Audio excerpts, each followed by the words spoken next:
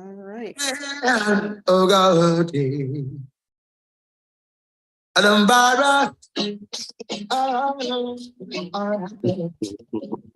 Mama, I be so sweet.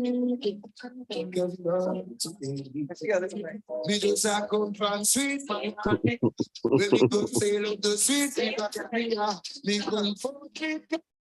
Gentlemen, thanks for joining us once again here on the African Healing Podcast. My name is Dr. Sherry Mamjara Taal.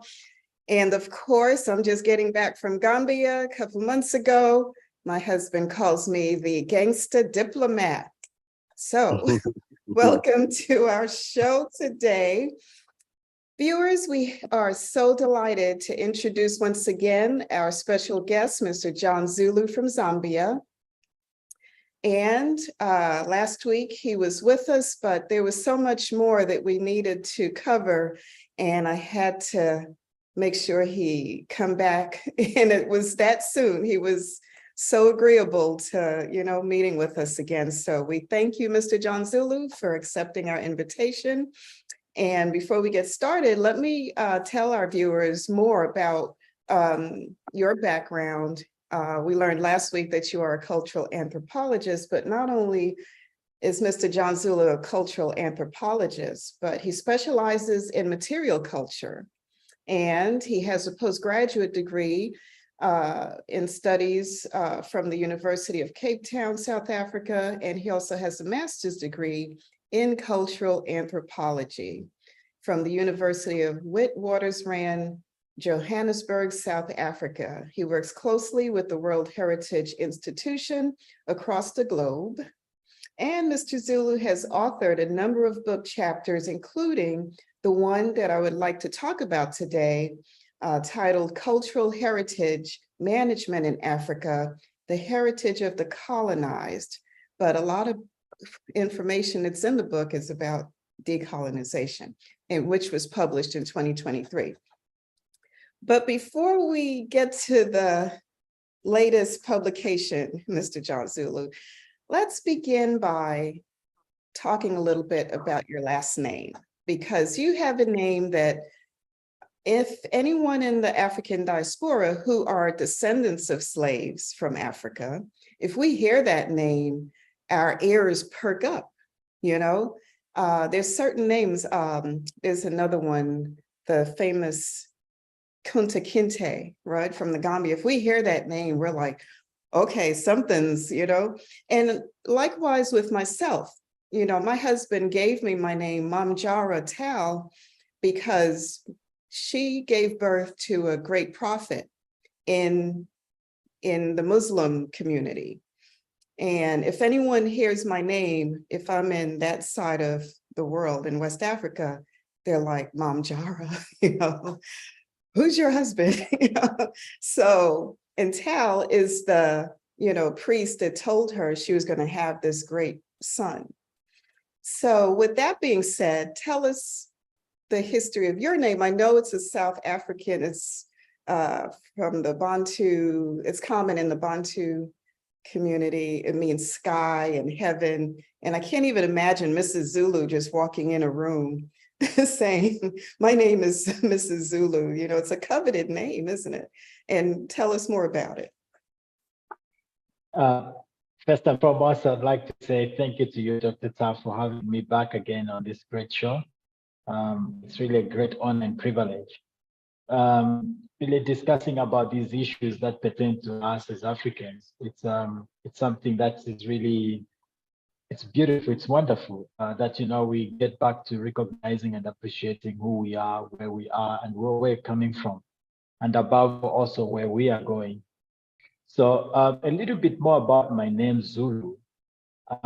You'll be surprised that despite actually there being a Zulu tribe in South Africa, it's actually quite a very sacred name, because Zulu simply means, in the South African language, the Zulu language, it simply means a superior being. Okay, is Zulu, meaning in the heavens. Okay, so it's a superior being. So they don't give that name to anyone else, because it's meant actually for the sacred, it's meant for the supreme, it's meant for the gods. Now, the naming system that the Bantu people have, you find that it's quite a complex one, because others actually would name through using totems or using animals. And so in my case, when I was asking my grandmother, she told me to say that it's because she had heard about who Shaka Zulu was, who was a great warrior, in South Africa at the time. And so because she's our tribe were matrilineal, so we follow much of the naming and also much of the rituals and beliefs, matrimonially. So that is how actually my grandmother gave her sons her name, which she thought Zulu would fit. But all the daughters that were born from my grandparents were actually named by my grandfather. And so the two actually have got different surnames. You find my aunties have got a different surname, and all my uncles, including my father, have got the name Zulu. So it's quite a common name in the central and southern part of Africa. And surprisingly as well, I found it in Ghana. Ghana also, they have got the Zulus, which was very surprising to me. But it's quite a common name that we have in Africa here. Exceptional is that in South Africa, it's only given to the king, to the royal people, because it's considered to be, a supreme name. Oh my goodness, that is more eye-opening nuggets. I mean, Honorable John Zulu, you might have to come see us more often, because we just learn so much every time you grace us with your presence. That is really good information. So, where do we begin today? I learned this week that you have a book that you made some contributions to that I was praying for. I was actually praying to God for one of our men, one of our even women, African, people to publish, because everyone outside of our community is writing about us and telling us about us. And it's like, that's just weird. We need to tell everyone who we are and tell our story through movies and books and all that. And, it was like hard to find anything that was by us. So you have a list of scholars that worked on this book that are, I believe, mostly African, or if not all. Tell us more about this new release that we can find on Amazon and other outlets. Yeah. Thank you so much. This book is quite an amazing book, which was actually edited by two, we call them gurus. Guru simply means old men vested with wisdom and knowledge. And their names are Professor George Abungu, who is actually based in Kenya, and also Dr. Webandoro. Currently, he's serving as a Director General for ICRON, which is in Rome, in Italy. I was so privileged that I was mentored by these people in my career. From a tender age, immediately I got into university. These are people that, mentored me in issues of cultural heritage and the like. And so with time, we have been debating on issues. Number one, whose heritage are we managing when it comes to Africa? Because we have got museums, okay? We have got heritage sites. So when you go into a museum, what do you see?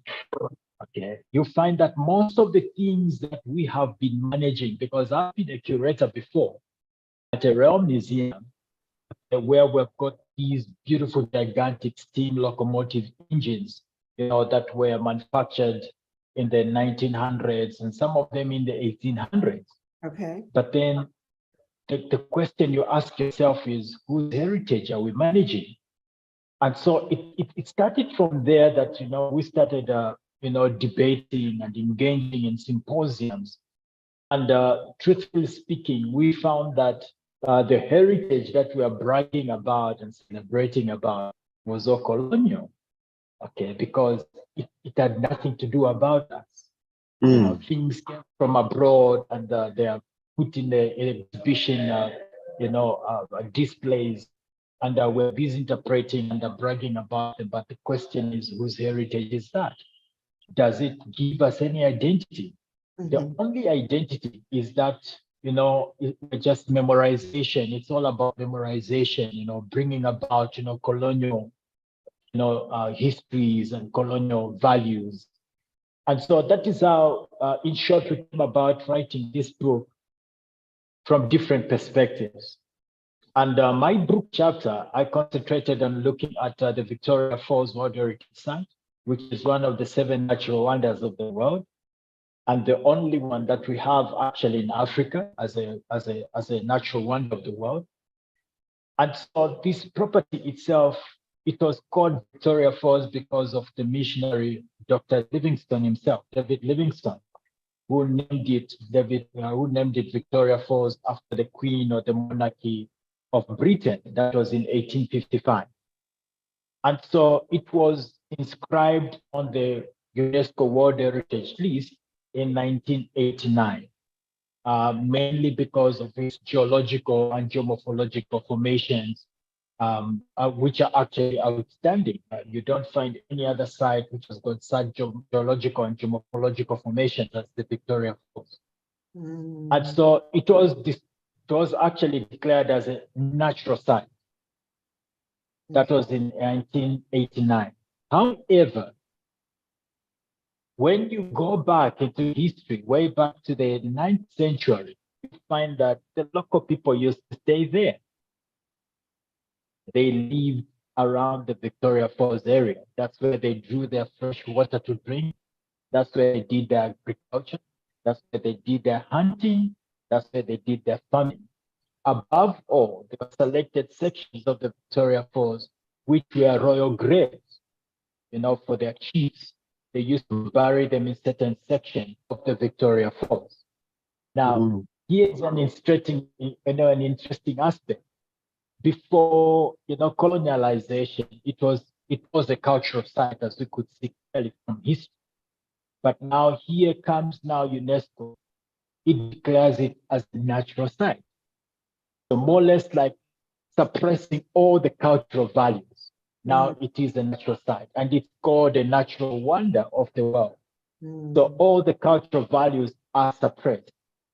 And it's something that has been bothering me for some time. And that is how I was able to engage the local chiefs.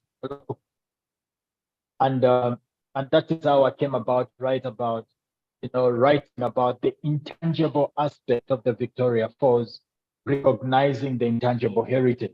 Right.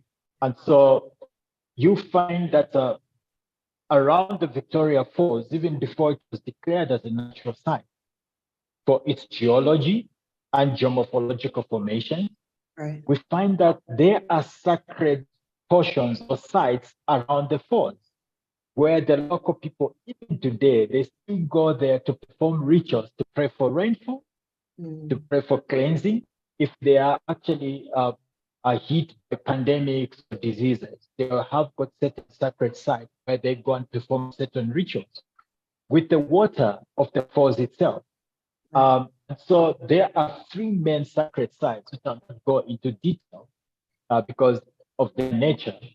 And so let me ask you this, Honorable Johnson, and if you could stay close to your microphone, because sometimes it's cutting out, and we need to hear every bit of what you're telling us today. So forgive my ignorance, but how far away is the Nile River from Victoria Falls?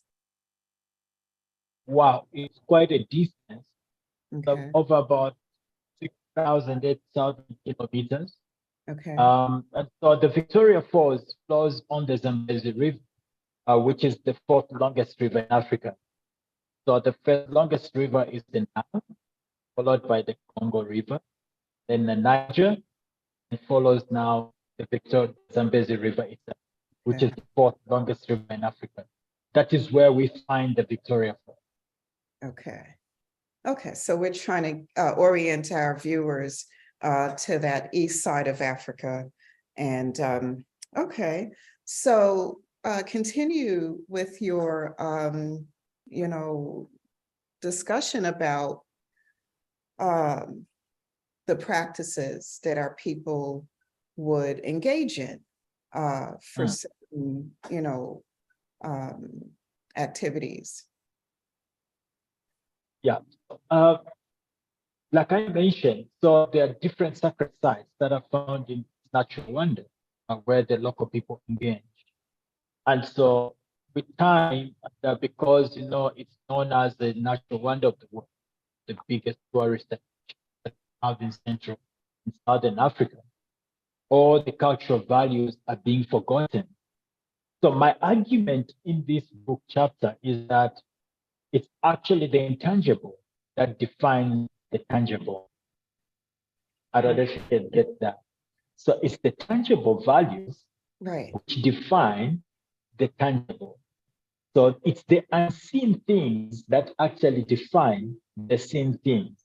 And that draws you back to what I was actually explaining to you last week regarding the power in material culture.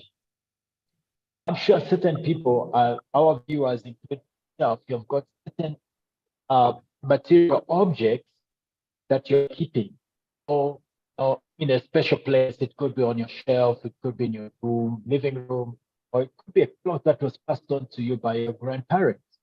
And imagine if someone just comes and said, I'll offer you a $200 for this piece. I mean, it will be more or less like an insult because the values which are embedded in that object, they're priceless. And so that is what I'm arguing in my book chapter today. The intangible values that are embedded in the Victoria Falls are so huge and big, and they're unattainable, they're unsearchable. You cannot comprehend them. Right. By you just looking at this natural wonder of the falls, because you need to engage the intangible for you to truly appreciate, you know, this property. Yeah. So the book covers a lot about a lot of the missing information, and it brings a lot of truth to light that a lot of us, because of the miseducation of the colonizers, intentionally in a lot of cases, both on the African continent and, you know, around the world, a lot of us are realizing there's hidden truth, there's hidden history, sometimes stolen history. They just blatantly claimed, you know, they own certain things and, you know, were part of certain things. And we're finding out a lot of this is not true. And we're realizing we kind of had an idea how great our people were and how resilient, we talked about that last week as well, and creative, on and on and on, because of course we are the original people. So what would you expect? You know, you're going to get a lot of different things from the original people on the earth. So with that being said, you know, in the book, it states that, you know, our ancestors were custodians for a lot of the resources, the places that we see in Africa, and they kept it in such a good shape. And here comes these people to exploit it, extract from it, claim it's theirs, on and on and on, and give us no credit and no respect for our, you know, what we own, basically, for our heritage and inheritance. So I know it's probably a touchy subject, Mr. John Zulu, but yeah. How do we reconcile all of this at this point? Where are we at this point? I think what we've started doing now, I think is the best route. The best route is to write things from our perspective, because a lot of researchers and scholars, you know, they came and got what I call 3 degrees, PhDs, on this continent using our local people. I'm sure you heard of the early 1900s. There was what was known as the Bushman Act. I don't know Which if your was actually, audio is better. Okay, let's move back from try to move back. okay. Okay, let's see if it's better that way. Okay, go ahead, continue. Can you hear me now? Yes, I think that's better when you're away Okay. from. Okay. Oh, okay. Yeah. So there was what was known as the Bushman Release Act that was put in place in the 1900s. And this act was mainly researchers were coming from the West because the head of the San people, whom they dubbed or called Bushmen. Now, the way of life amused these people because they could go for days and days without drinking water or eating anything The because sun they people. had found, yes, San people, but they called them the Bushmen people. Which the derogatory term to me, it's an insult to me because they were not Bushmen. You know? And so they wanted to know how they lived. And so people literally came and they were looking for their bones.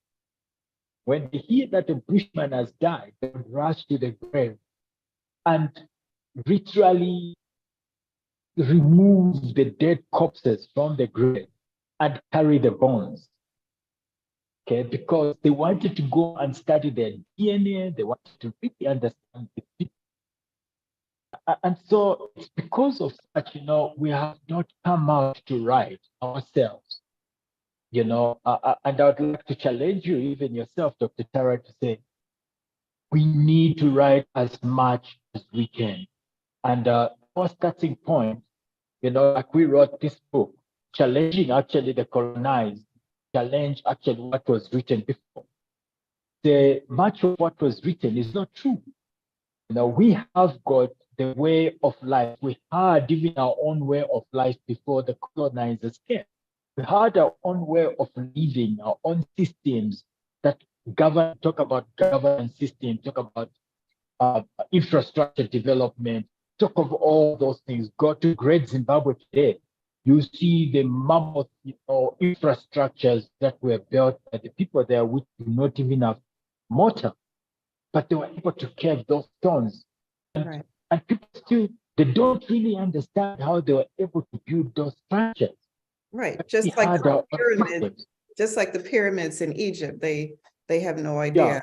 And they go around digging up, our ancestors in Egypt. And if it was their ancestors, they wouldn't be digging up those graves, would they? But because they're not their ancestors, this is why they're curious to find out, how they did it, who they are. But they're us, they're our people, okay? You don't have to dig up anymore. Yeah. And tell us more, because last week you asked me about the stones in the Gambia.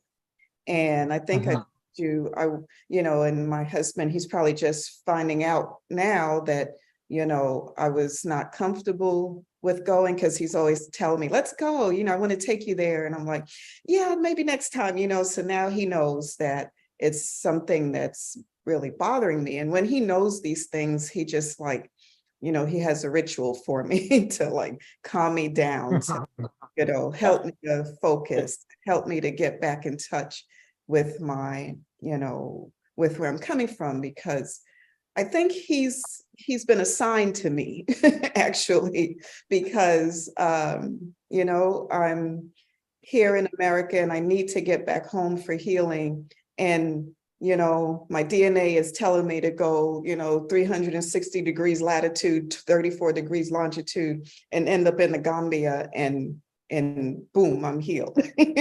So it's like, I don't know if that's the real longitude, latitude, probably not.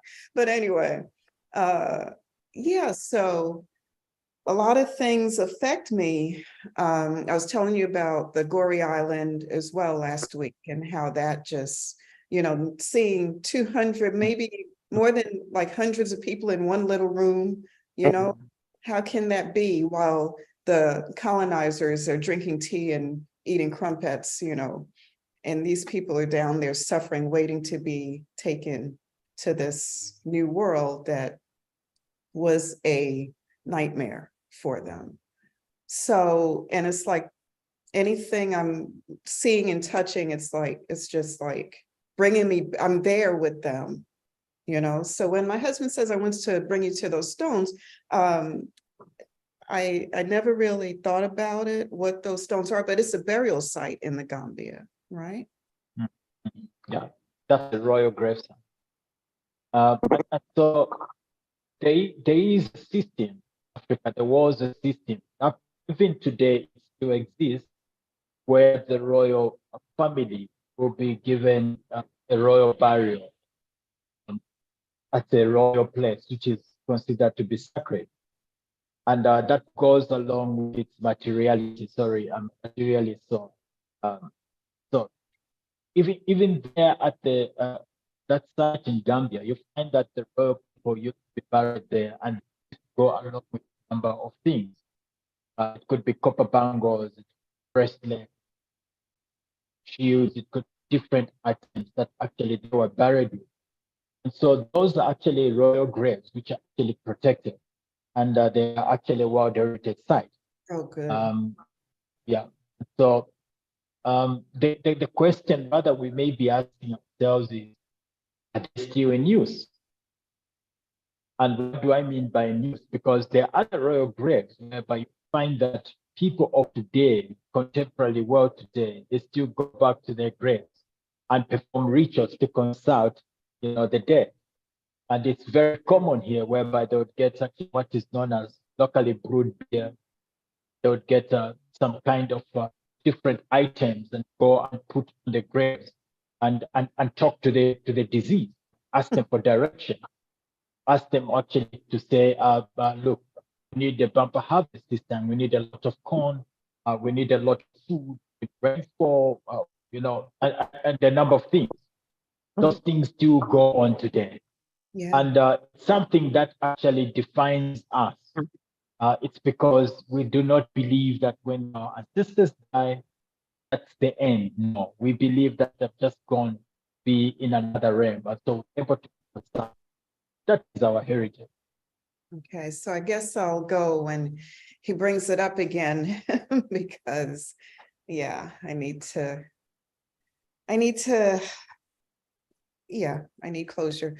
Mr. Stephen Banda, were you going to add something? Welcome to the African Healing Podcast. Thank you so much, Dr. Taal. I am intrigued with the fact that Honorable Zulu is, especially that I grew up in Livingston, and I have been to the Victoria Falls maybe over 200 times in my life. And this is the first time I'm hearing that some places were actually used as burial sites. Some places were sacred, that people lived around there and did their farming there. They drew water from there, bathed in the Victoria Falls. Obviously, I'm sure they either went to the boiling pot or they went near the Devil's Pool, by whichever area. But the Victoria Falls is it's such a mighty place. Mr. Zulu and I actually have lost mutual friends that have died in the Victoria Falls. And one person that comes so much in my mind is Mrs. Kaongolo's nephew.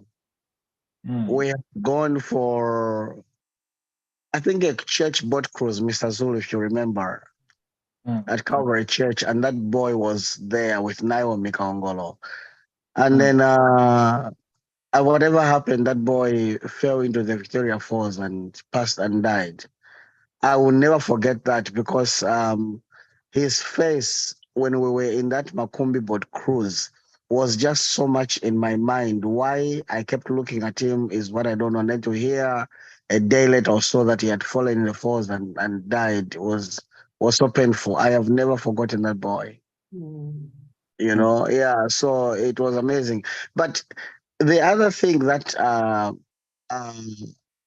really touched me that I have never looked at is Honorable Zulu talked about whose heritage are we managing? And when I was talking about that, my mind went to our Livingstone Museum. And I have been in that museum also over 200 times. The only thing I remember, it's been a long time, but the only one thing I remember about the museum, Honorable Zulu, is nothing but David Livingstone's coat. That's the only thing I remember. Because I think there used to be a coat in the Livingstone Museum, and they said that belonged to Dr. David Livingstone. It was a greenish coat. And I've forgotten everything else because I haven't been there in 30 years.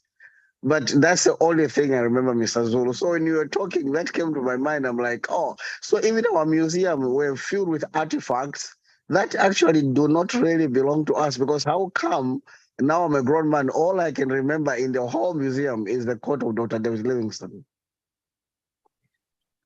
Um, Stephen, this point that the latter point that you're raising, it's actually very worrisome to me.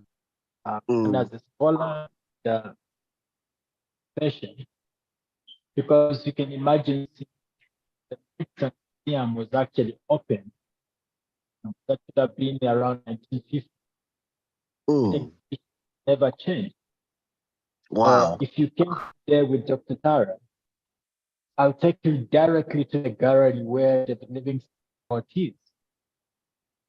And you'll be amazed that whatever you left at about 20, 30 years ago, it's still intact. Wow. It's still there. And so that's why the questions are, do you mean that you cannot exhibit anything else? Is there nothing else to talk about our people? And so these are questions, which are ringing and are quite bothering, actually. There is another paper, Dr. Tara, that I've just written. I think it should be published anytime now. It's about decolonizing, again, the Victoria Falls border-heritage site, engaging the unspoken truth.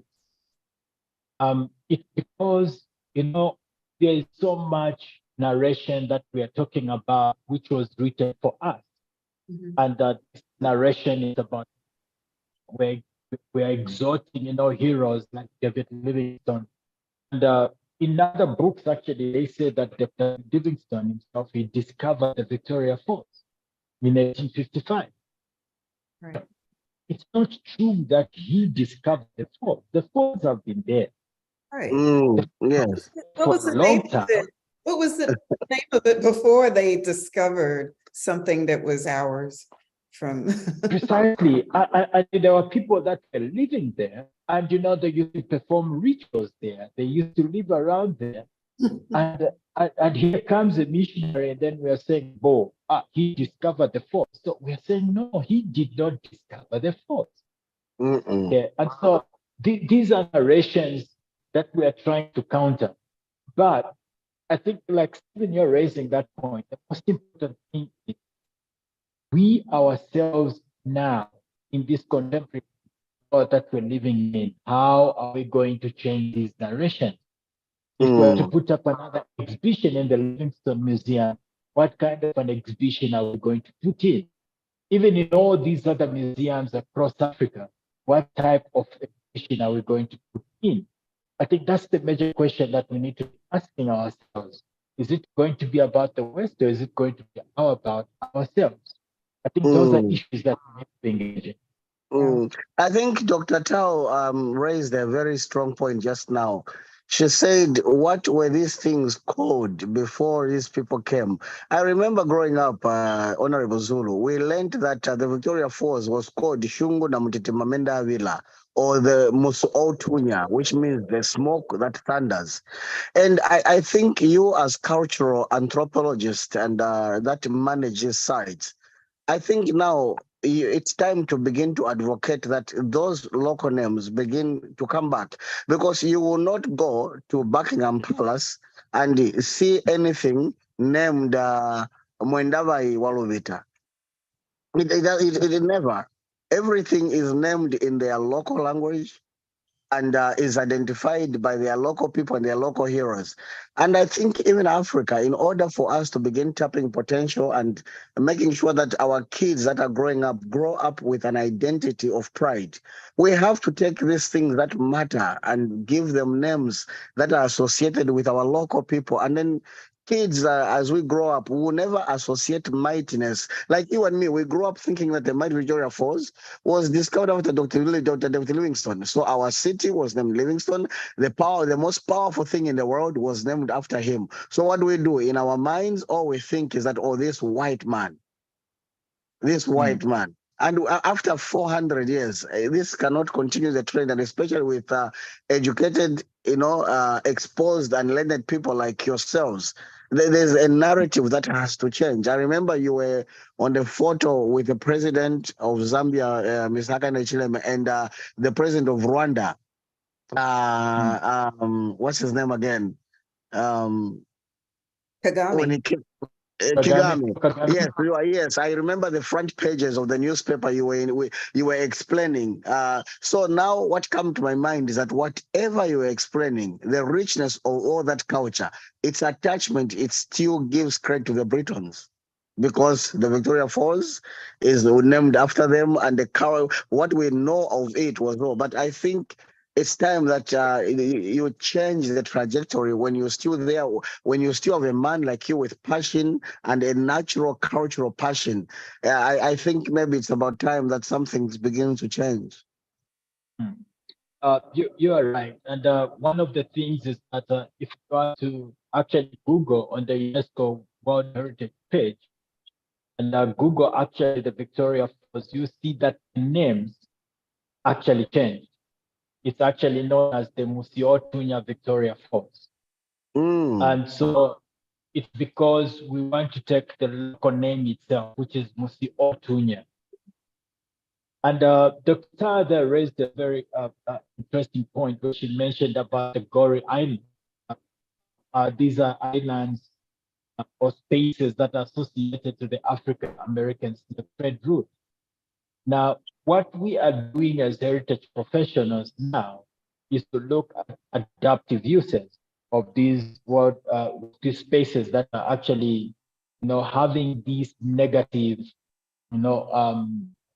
values which are associated to them, but rather see how we can now adapt them to more or less like change the narration, because you cannot visit, the Ghana the forts themselves without being moved into tears to see, what is known as the small window or the gate of no return. It's something that just moves you with passion, which moves you to tears because it's so painful, because you're able to relate to what was happening at the time. But I think in the contemporary world, we should be able to look at how can we, get these things, adapt them, and put them in a certain narration, which should be able to be used as a springboard for ourselves, one for research, or for entertainment, and also for education for our children.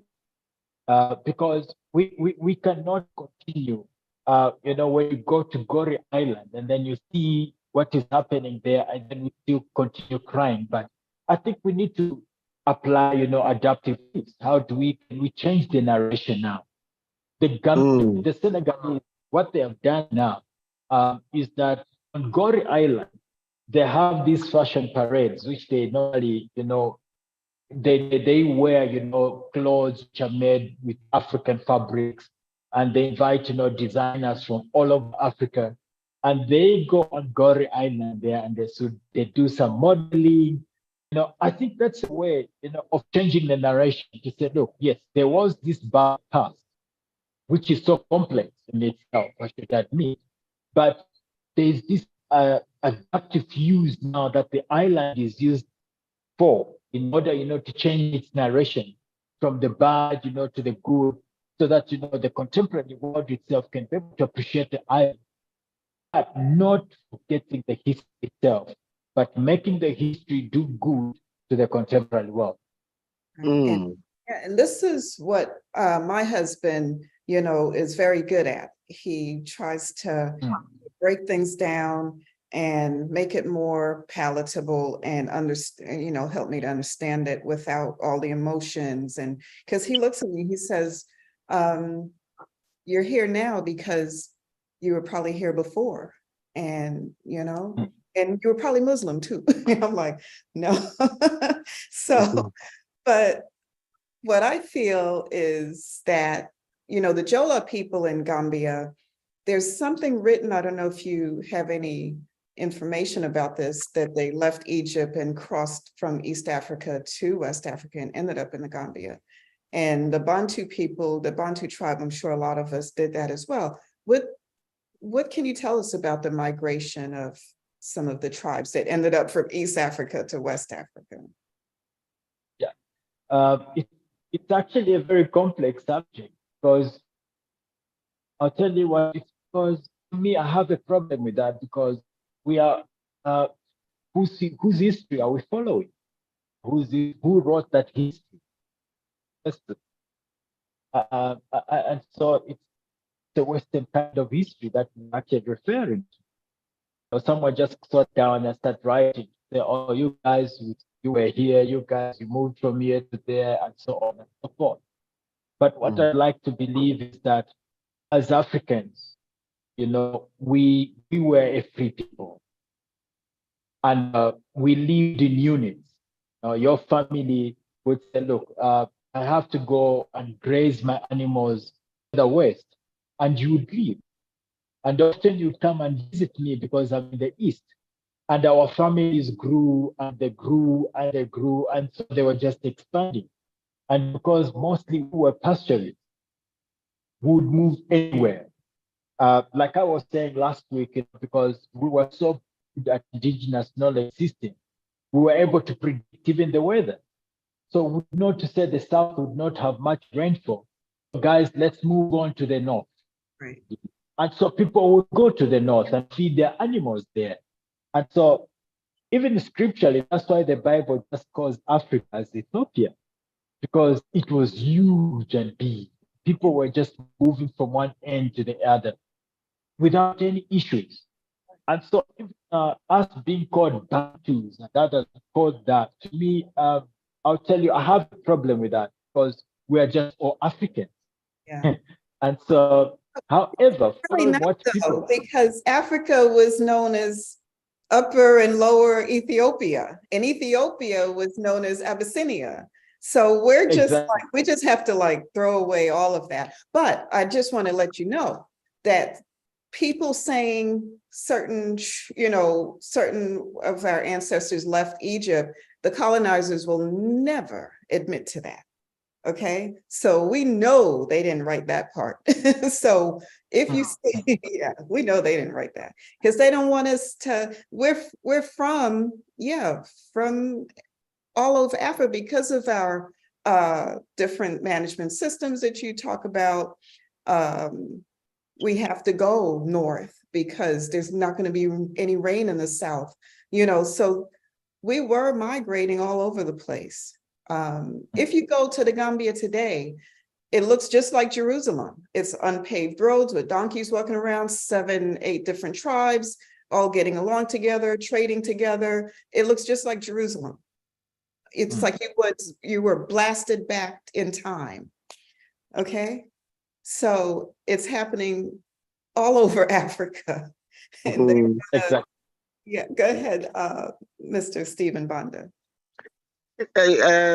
It's a very interesting perspective that Honorable Zulu is bringing by saying, we were not moving from this area to the other. We were actually, it was our place, and we just felt it our legitimate right to go from here and graze or pasture our cattle, pigs and goats in this area. And why that qualifies so much is that 3 years ago, I decided to do my DNA test, ancestry DNA. You didn't tell us about this. Go ahead. We want to hear. Tell us. Yes. So, and the reason I did that, Dr. Taal, Honorable Zulu, was because growing up, I know my mother's relatives from her father, Mr. Daniel Mwalamuya. I know my because my aunties and uncles, I know them, but I don't know my mother's relatives from her mother's side because apparently, when my mother was 18, she left Zimbabwe, Bulawayo in Luveve, where her mother was born and where they come from, and to come to Zambia seeking her dad, who is my grandfather. So when she left, she never went back. So all her ties from the age 18 was completely lost. And so we grew up not knowing who my mother's relatives are. And then 3 years ago, I went on ancestral.com, ancestraldna.com, and ordered a kit. And I was like, is it going to work for me? I'm an African. So I paid the $99 and swabbed and sent it. Oh my goodness, Dr. Tao. The results were absolutely resounding shocking. Tell us. Don't keep us in suspense. Dr. Tao, I found all my mother's relatives through DNA, all of them. I mean, all of them. We are actually in touch. My mother's elder young brother, my mother's immediate young sister, and the lies that my grandfather told us that my grandmom died a long time ago and his mom was maybe 10 years ago, 10 years, was all a lie. She was alive until 2002, living in Harare, a city I visited all the time. My grandmother was there until 2002. My mom's first cousin lives in Sacramento, California. She's right here. She flew to see me. It was the most emotional moment you could ever think of. I saw my mother, like it was my mother coming back to life again. But the most interesting thing to piggyback from what Honorable Zula said, Dr. Tao, I am 43% Nigerian. 20, I am 28% Malian. I Wow. am 40% South African. Wow. I am 3% Jewish. How? I don't know. Yeah, because you're And then I am Senegalese, I think 20 something percent from Senegal. There is nothing in me that says I am from Zambia. Zero. I am a Southern Africa. That's how they'll put it, Southern Africa, but mainly from South Africa. Why? Because apparently we are not from Luveve. We are from the Mutetwa Kingdom in South Africa, who are the people of the Shaka Zulu there, and that came, and so my ancestors on my mother's side, they settled in Luveve, Bulawayo, saying they are from there. They are not. They are actually South Africans, because that's where my DNA and its concentration is from. Yeah. Can you believe that? That's why I call you the most interested man in the world. I knew it. And Mr. John Zulu, you are, you're the man, the missing link. You have one of the keys, because I look at our African people and our continent, I see, like, if you ever see a Rubik's Cube, did you ever play with this when you were young? You try to line it up? Yeah, I heard it. So we're just like not in the right spaces, we're not aligned, but if we get all of the right pieces and the right keys, which Mr. John Zulu has one of them, and we turn things in the right direction, we're going to be in our rightful place in this. Yes, absolutely.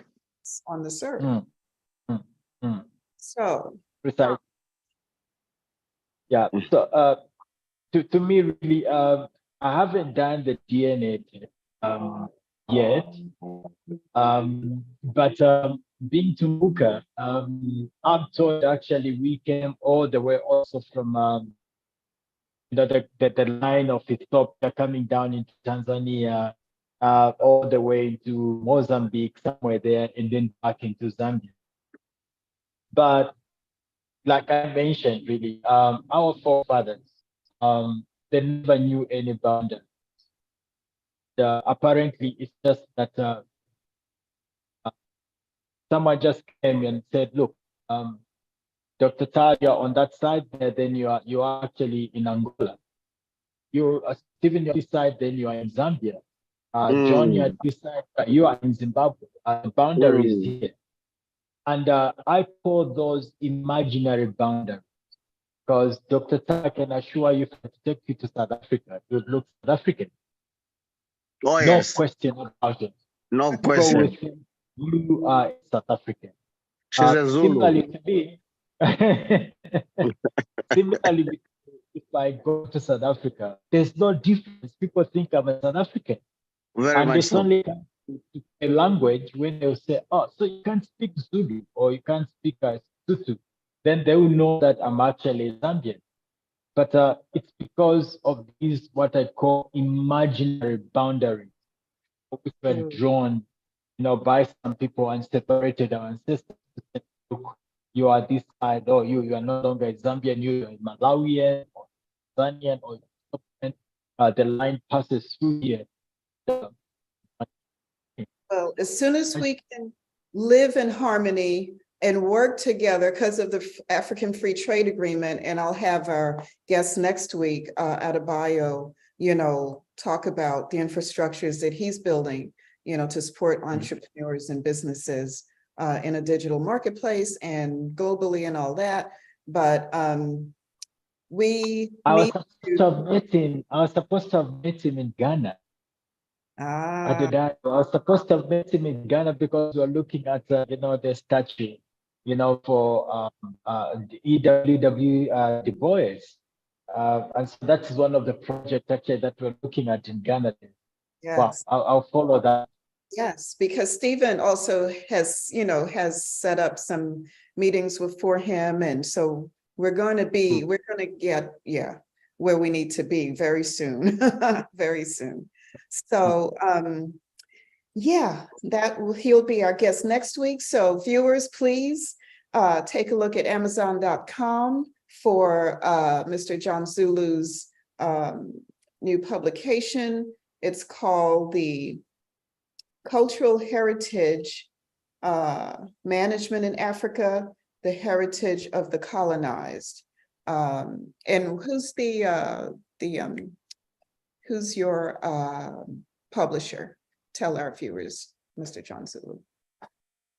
So this book, as I said earlier, was edited by Professor Abungu and Dr. Ndoro. And so it was actually published by the Rotary. And so these are the people that published this book. But the people that put us together as African professionals are these two dear gurus. Wonderful. So get your copy today.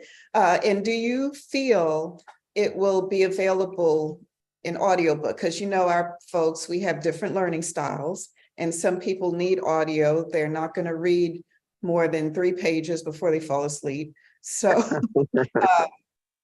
so do you see it being available in audio version? It's something that I would like to discuss actually with the editors, but it's something that, of course, it can be available in audio version.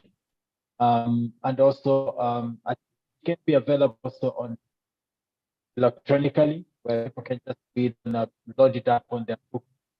I think it can be done. So it's something that I'll convey actually to the editors. It's a good idea. Yes.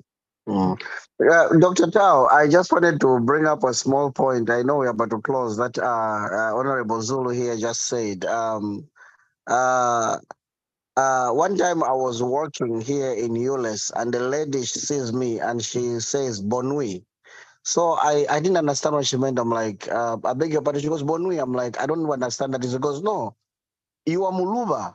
Muluba from Congo. I'm like, no, I'm Zambian. She goes, oh, no, you are Muluba. You are a Congolese. The way you walk, the strength in your walk, that's Maluba. You, I don't think you're from Zambia. You are Congolese. She was very sure from Congo.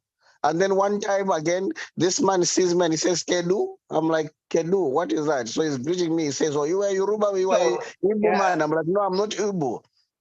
Hello. We're We're just continental people. We gotta replace African, because that wasn't the original name, what would you suggest we use, Mr. John Zulu, as Mm. far as our original name? At Decolon, that was one of our names. What would you? I think with time, to be honest with you, I've come to love the word African. So, despite, the names or the negatives that is associated with it, but I think I've come to become so resilient to know that, an African, I think, is the best human being on this planet. And it's something Mm. that definitely we are the best.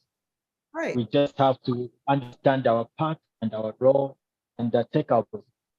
Okay, so I have a suggestion. We just say we are the original people because we are, it's the truth. And let's just run with that. If we want to say we're African, fine, to identify ourselves further, but we are the original people. I mean, there's Mm. I agree with you. Yeah, I agree with you. there's no argument there. So before we close, I wanted to expand on something we talked about last week. You were telling us about, COVID-19 and how it didn't affect Africa as terribly as they were predicting or thought it would, because of, our healing practices and the herbal, things that we're using, and the sun, of course. And when you said that, I wanted to add that I believe more than 90%, maybe even up to 95% of the people that lost their lives to COVID-19 were deficient in vitamin D. So number one, there's the continent has a lot of sun, right? It has a lot of herbal medicine. It has, and some countries are not using a lot of those herbal medicines on the continent. And we should, because we're buying into, for mental health, for respiratory problems, everything, we should promote that more. A lot of people are depending on things that are coming from India, pharmaceutical products from India yeah. So I just wanted to add that for our viewers. That speaks volumes as far as how the continent did during that pandemic. Mm. And what were the reasons why a lot of our people didn't get sick or catch. Yeah. And one just element actually I should add there is the type of food that we eat. The food as well. Yeah. Yeah. Mm. Food I that was we saying, eat. a lot of foods have vitamin D in it, and Mm. vitamin C. And this Wow. is why you find even issues or diseases like cancer, issues of, it's only now that diabetes really it's become rampant or high. But we never used to have these issues of diabetes, issues of, Mm-mm. Mm-mm. oh, it was quite very rare because even cancer itself, it was quite rare. It's because of the type of food we eat here. Yeah, The imported food. yeah, that cancer loves sugar and stress, that could trigger certain things to go wrong in our Mm. bodies. So Mm. stress, avoid it, viewers, at all costs. Mm. Yeah, we can talk. And so, Dr. Tao, before you close, I think this is gonna intrigue you. So there was a convention yesterday at the Irving Convention Center, Oh, and different delegates from embassies, and around the world, around the U.S. and the world, Africans were meeting there. So around 3 p.m. there was a session on delegates and ministers from Angola, Congo, that were the private meeting in there. So me, I badged in that meeting because I wanted to hear. I wanted to hear what they had to say. So I put a chair and sat at the round table. And Dr. Tao, you need to change your vectors. Angola is going crazy, attracting investments like never before, offering the best incentives and opening up this 400 kilometers rail line into Congo, to offload and load, and Lobito Bay trying to make it big and into oil. I mean, they are offering incentives like crazy. So that man that you were talking about, that Honorable Zulu was supposed to meet in Ghana, he literally needs to meet. I got in touch with the Angolan bourgeoisies. I have their contacts, and they've opened up their door, said, Mr. Banda, come to our consul anytime in Houston, we can talk. But what shocked me most, Dr. Taal, during the conversation is what the Congolese presented. Congo is 3 times bigger than Zambia. It's a huge, huge, huge country. And their presentation was they want to learn here from the mayor of Dallas how to use their land in Congo. Okay. Yeah, we can certainly help them. Sounds like they need help. Yeah, I was watching Nigerian news. I mean, if you want to get a good vocabulary lesson, watch the Nigerian news. So that's basically why I watch it. And Adebayo had they say words you're like, I've never heard that word before. So Adebayo had an advertisement on there. And at the end, he had his phone number. So I called him and I was like, I want to talk to you about certain things. And he was like, I'm in Texas. And I'm like, I'm in Texas.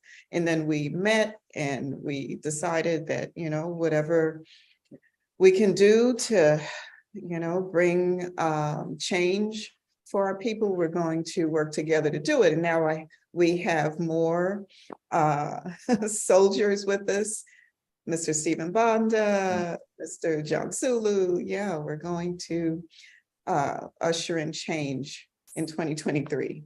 Yeah, we're not going to wait any longer. So that's part of our plan. And I do thank you, gentlemen, for what you were able to share with our viewers today.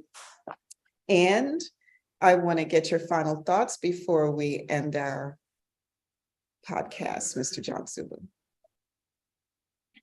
Thank you so much for this opportunity again. One thing is that I always have hope Africa will merge, and it will merge among these big giants. Africa itself is a giant. I believe it's the largest continent after all. They portray that Asia is larger than Africa, Iceland is larger than Africa, but I don't believe that. You have to look at certain atlas, see that Africa is quite tiny and small, but Africa is huge. Africa is big, it's massive. And so I believe that it will come up from its toes, it will stand. It will be a giant, a force to reckon. And it will take actually you and me and many others. Yeah. Which we can do. I learned something, from Dr. Ndoro. He says, I asked him, I said, why are you working among us, these big people? He says, if you want to beat them at their game, you need to learn their system. And so that's the best way that we need to go.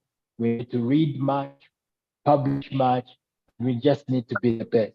And we definitely manage to be the best. And become a superpower. And that's why America is a superpower, because they know everybody else's strategy before they can even, they've studied them. And and of course they have the mightiest military. So as well. China. But America knows China's strategies. That's why China's not able to go too far, and America, they own the ocean. Basically, they have military set up all over and strategies, and that's what superpower. They are good at being strategic, strategizing, smarting people. So but Africa's we're gonna get there. We gotta become one. We're definitely, and not 54 different nations, which, I'm just learning about. There's one, a country, I think French says they claim that little island or whatever. Starts with a C, Cosmos or something. I've never heard country, but we need to do a segment where there's 52 weeks in a year. We cover one country every week. Maybe next year we'll work on. That would be powerful, yeah. Yeah, because I'm just learning. I just found another African country today. I think it's Cosmo. Has anyone heard of this country? Mm-mm. It's another one. Mm. Your final words, Mr. Stephen Bonda, before we end our podcast today. My final words, I think I'm going to steal them from the late evangelist Reinhard Bonnke, one of my favorite evangelists. I attended one conference here in Dallas that he came to minister, and he said, if you take Africa, you know, he had a great passion for Africa. So he said, if you take Africa and turn it around, it becomes like a pistol. So the trigger is in Nigeria. And that's why there's so much thrust out of Nigeria, because they're the trigger for Africa.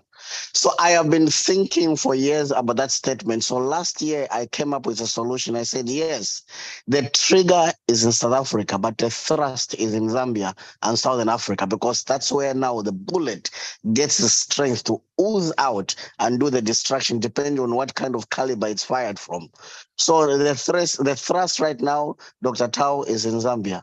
And that's where the concentration needs to come. We have the best people, like you can see from Mr. Zulu. We have the skill, the resources, the right leadership and power. So that thrust now is what is going to drive Africa into prosperity. So the thrust, Reinhard Bonnke was right. The trigger could have been Nigeria, but that trigger now has encapsulated its strength into the spout for Southern Africa, and the concentration is Zambia. That's wow. That is Wow. a great prediction there. And East Africa needs, the whole of East Africa needs the visibility because they do shine. Are incredible people that just, like I said last week, have this unpretentious humbleness, this humility, and they need to, be more visible and take the lead. West Africa, I think we've been more, on war footing. We've been on, combat ready, because of the different colonizers. Now the women, as well, where, as we said last week, my friend from Uganda said that the women over there in West Africa, it must have been the sun, that's too up. Yeah, but Mr. Young Zulu cleared that up, and it's because of the different colonizers that was there. Yeah, they have a coup in Niger. I think you heard about it. Yeah, we're always on war footing, combat ready, looking for the enemy, dodging these threats. And so now people, we're fighting these things, and now we're fighting each other, but we need to stop that and try to live in harmony. And men need to stand up so the women can stand down. Okay, it's time for us to stand down. And my husband does it very well. I'm bossy, and I don't boss him around though, because he's like, no, lady, stand down. Okay, we're not having this. Okay, so I'm like, yes, Abu Bakri, my lord, my king, how can I help you? I go, oops. Yeah, he goes, yeah, you can stand down now. So we want to be able to relax and have our men stand up. And it starts with what Mr. John Zulu is doing. And that's getting us the truth, getting us the knowledge, promoting that so that we can find common ground and common place and understand, what's happened and who we really are. So, yes, this has been a wonderful meeting again. I hope we can, have more in the future. Yes, definitely. Yes. Anything else, gentlemen, before we sign off? Yeah, I would like to just say, it will not be an easy road. There's so many forces that are fighting us because of our natural resources on this continent. But with time and with resilience and understanding of what we have and who we are, definitely will overcome. But it will not be easy. That I can rest assure you. That's why there are those fightings. Some of them, they're just put in place, they're just played, the puppet master behind, playing something, causing confusion, commotion. They're deliberate. But one day we'll overcome. It starts today. Thank you, viewers. We'll see you again next week.